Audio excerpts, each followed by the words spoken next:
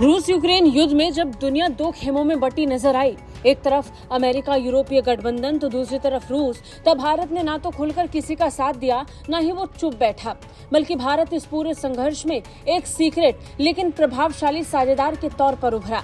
Alaska से लौटते ही रूसी राष्ट्रपति व्लादिमीर पुतिन ने जब पीएम मोदी को फोन लगाया तो अंदाजा लग गया, भले इस पूरी बातचीत में भारत प्रत्यक्ष तौर पर बड़ी भूमिका ना निभा रहा हो, लेकिन रूस और यूक्रेन दोनों के लिए भारत बहुत जरूरी है।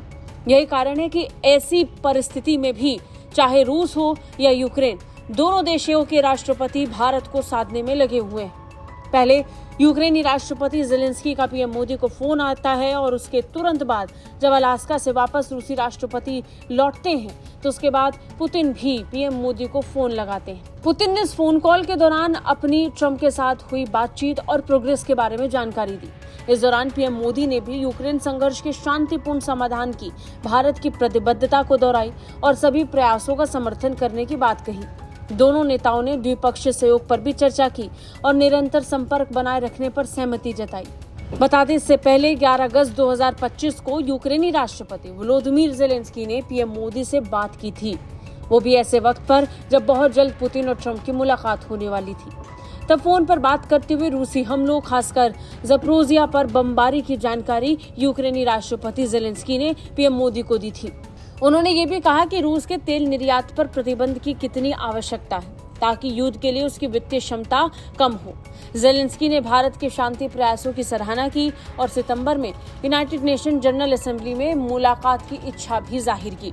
दुनिया की नजरों से भले ही ये छिपा हो, लेकिन भारत का ये गुप्त कूटनीतिक और आर्थिक दखल इस युद्ध को प्रभावित कर रहा है।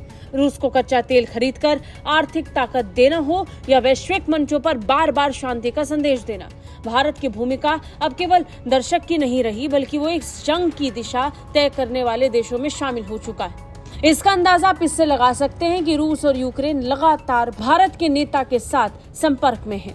जब पश्चिमी दुनिया ने रूस पर आर्थिक प्रतिबंध लगाए, भारत ने अपने हितों को प्राथमिकता देते हुए रूस से सस्ते दामों पर कच्चा तेल खरीदना शुरू कर दिया।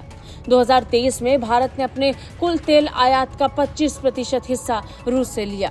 ये आंकड़े खुद बयां करते हैं कि भारत अब रूस के लिए सिर्फ एक खरीदार नहीं, एक रणनीतिक सहयोगी बन चुका है। इस तेल व्यापार ने भारत को दोहरा लाभ भी दिया। भारत का घरेलू तेल बाजार स्थिर हो गया और रूस के साथ रणनीतिक समीकरण और मजबूत हो गए।